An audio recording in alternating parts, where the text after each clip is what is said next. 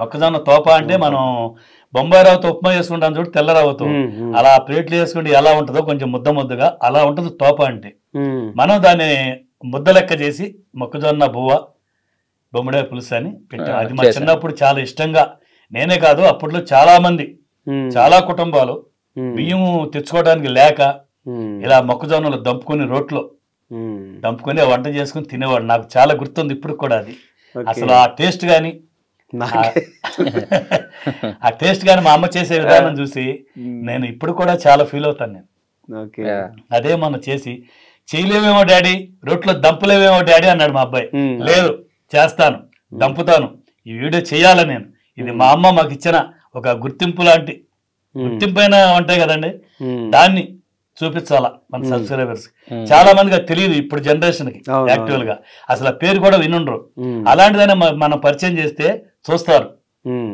ముందు జనరేషన్ కూడా ఆహా ఇలాంటి వంట ఒకటి ఉందా అనేది వాళ్ళకి తెలియాలని చెప్పి మొన్న మా అబ్బాయి ఇంట్రెస్ట్ గా కావాలని, నాకు కష్టం ఎక్కువైనా కానీ ఆ వంట చేపించాడు.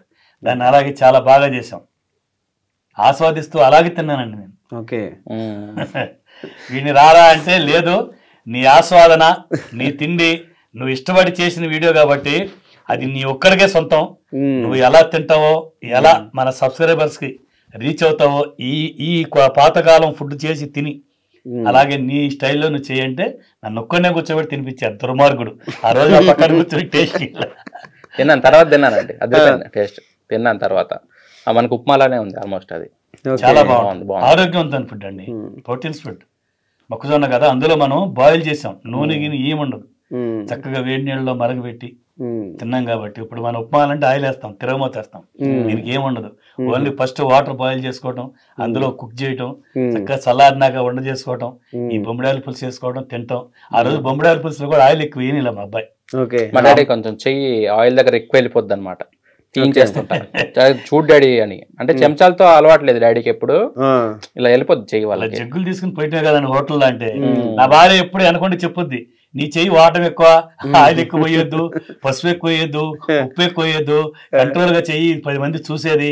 వాడు కూడా అలా చూసి చేసుకుంటారు కాబట్టి లిమిట్ గా వాడి నువ్వు అలాగే తినని చెప్పి ప్రతి వీడియోకి బ్యాక్గ్రౌండ్ నా భార్య ఏంటి మీ గోళ, నేను చేస్తాలే ఉండు, నాకు తెలియదా అని నేను ఇలా చేసేవాడిని. చాలా మంది చేసుకుంటారండి. నాకు ఇన్స్టాగ్రామ్ లో కంప్లీట్ గా రోజుకు ఒక 10 మెసేజ్ దాన్ని వస్తుంటాయి, ఫొటోస్ పెడతా ఉంటారు. ఇది చేసుకున్నాం, మీరు అదిరిపోయింది, ఇది చేసుకున్నాం, ఇది చేసుకున్నాం, మా అసలు నాకు వంటలు రావు, ఇది ట్రై చేశాను, మా ఇంట్లో మా అమ్మ నాన్న మెచ్చుకున్నారు. చాలా మంది బ్యాచిలర్స్ కూడా వీడియోలు చూసి వండుకుంటుంటారు. చాలా మంది డలాస్, చికాగో, శాన్ ఫ్రాన్సిస్కో, చాలా మంది యుఎస్ఏ లో కానీ ఆస్ట్రేలియాలో కానీ వీళ్ళందరూ కూడా అంత ఫాస్ట్ లైఫ్ వాళ్ళది. అయినా మనం వీడియో పెట్టుకోవడం, అసలు వీకెండ్ అయితే శనివారం గానీ ఆదివారం గానీ వీకెండ్ లో మనం వీడియో ఆన్ చేసి ఆ వంటలు చేసుకుని దాన్ని మళ్ళీ మనకు వీడియో పెడతారు.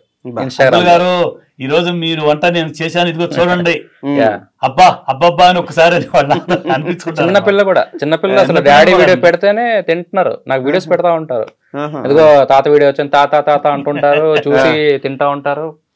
చాలా హ్యాపీగా అనిపిస్తుంది చూస్తున్నా. రీసెంట్ గా మునగాకు పప్పు చేశానండి. వీళ్ళ కొలీగ్, వీళ్ళ ఫ్రెండ్ ఫోటోగ్రాఫర్ వైజాగ్, వాళ్ళ అబ్బాయి ఎట్లా తినకపోతుంటే తాతయ్య వీడియో పెట్టా అని చెప్పి పెట్టారండి. నిన్న జస్ట్ ఫోన్ చేసే ముందే కారులో వెళ్తుంటే కూడా ఆయన పెట్టాడు అనమాట. అంకుల్ గారు, హాయ్ అంకుల్ గారు అని చెప్పి, ఇలా మా అబ్బాయి మీ ఫుడ్ చూడండి ఎలా మీ లెక్క ఆస్వాదిస్తూ తింటాడని పెట్టే. అబ్బాబ్బా అన్నాడు చిన్న పిల్లోడు, ఒక 2-3 years ఉంటాయి. నన్ను అనమంటున్నాడు నువ్వను అని, నేను కూడా మళ్ళీ రివ్యూ అనమాట. అబ్బా బాబా అంటే ఆ తాత బాయ్ అని. అలా అది బాగా చాలా మంది ఆ సంతోషం నాకు అసలు ఇంత మించి నాకు ఈ లైఫ్ లో ఏముందండి. ఈ సంతోషం ముందు మనం సంపాదించేది వేరే విషయం, మనం కష్టపడేది ఏవి కనపడం.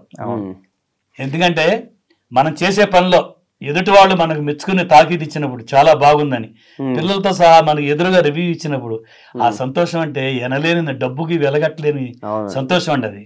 దాని ముందు ఇవన్నీ బలాదూరు. నేను చాలా హ్యాపీగా ఫీల్ అవుతున్నా నిజంగా.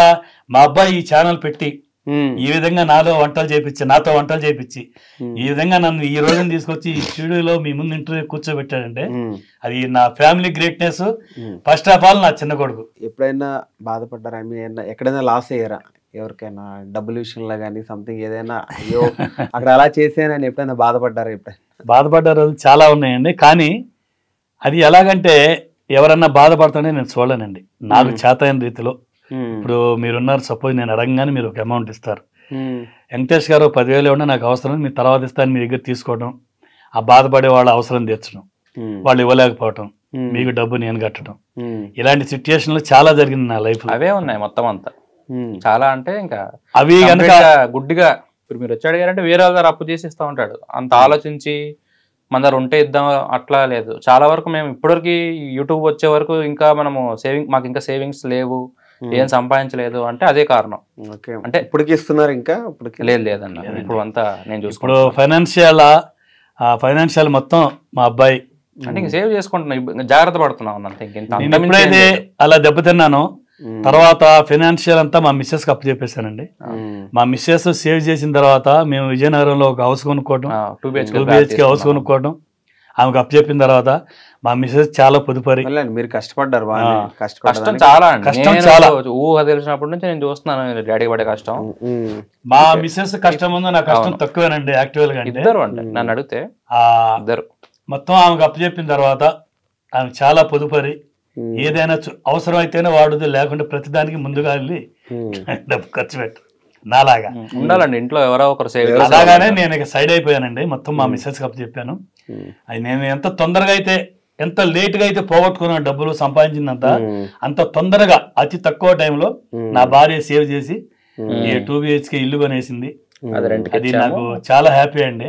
అందుకని ఏ విషయం కానీ ఫైనాన్షియల్ గా అంటే మా మిస్సెస్ కానీ మా పిల్లలిద్దరు, మా పెద్ద అబ్బాయి కూడా చాలా రిజర్వ్డ్ క్యాండిడేట్, ఎక్కువ ఖర్చుదారు కాదు, ఏదైనా వాళ్ళు ముగ్గురు నిర్ణయించి తీసుకుంటారు. ఎప్పుడైనా ఇప్పుడు కాదు అప్పుడు కాదు ఎప్పుడైనా సరే మా పిల్లలు ఏదంటే నేను అది ఓకే, ఎందుకంటే వాళ్ళు ఏది చేసినా ఆలోచించేస్తారు. నేను వాళ్ళ మాత్రం డిసప్పాయింట్ చేయను, ఇది ఎందుకు వద్దు అని నెగిటివ్ కామెంట్స్ మాత్రం చేయను, పాజిటివ్ కామెంట్స్. సరేలేమ్మా చేద్దాం, నీకు ఇష్టం. అప్పుడు అలానే కొని ఇచ్చారు కెమెరా కూడా అనమాట. 2015లో ఇట్లా డబ్బులు ఉన్నాయి డాడీ దగ్గర, ఎంతో 50,000 ఏదో ఉంటే ఇప్పుడు ఆలోచిస్తా ఉంటాడు పిల్లలకి ఏమైనా కొని ఇవ్వాలా, ఫోన్స్ ఏమైనా కొనిద్దామా, అందరూ వాడుతున్నారు మన పిల్లలు వాడట్లేదు అని చెప్పి ఫోన్లు ఏవో కొనిచ్చారు. 10,000 పెట్టి అప్పుడు సామ్సంగ్ డియోస్ అట్లా కొనిచ్చారు అనమాట. ఆ తర్వాత మళ్ళీ ఇంకొక 1 year తర్వాత డబ్బులు ఏమైనా కావాలి, ఏమైనా తీసుకుంటారా అది అంటే మా అన్నుండి కెమెరా తీసుకుంటా అన్నాడు, DSLR. అప్పుడు స్టార్ట్ అయింది ట్రెండ్, ఈ ఫోటోషూట్స్ చేయడం ఇదంతా.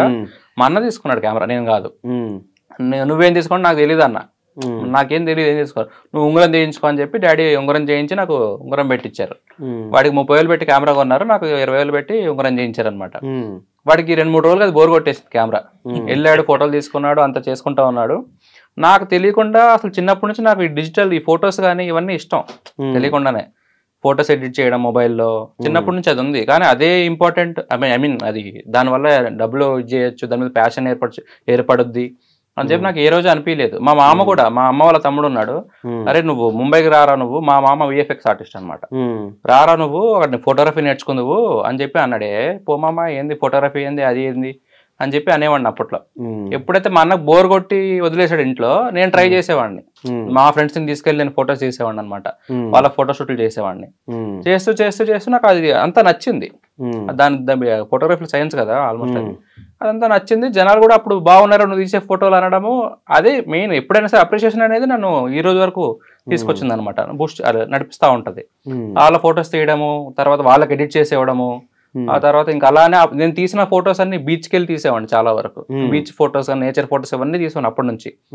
అవన్నీ ఫేస్బుక్ లో పెడితే నాకు ఇట్లా ఒక విజయనగరంలో కొంతమంది ఫోటోగ్రాఫర్స్ ఉన్నారు, అన్నలు ఉన్నారు, ప్రవీణ్ అన్న, విలియం అన్న అని చెప్పి 2 ఉన్నారు. వాళ్ళిద్దరు ఉండి బాగున్నారా తమ్ముడు ఫొటోస్ ఇవి వెడ్డింగ్ చేస్తావా, మేము వెడ్డింగ్ చేస్తున్నాం అని చెప్పి వాళ్ళు తీసుకెళ్లారు నన్ను, వెడ్డింగ్ కి తీసుకెళ్లారు అనమాట. ఒకరోజు వెళ్ళాను వెడ్డింగ్స్ కి, వీళ్ళు హోటల్ రన్ చేసుకుంటా ఉండేవాళ్ళు.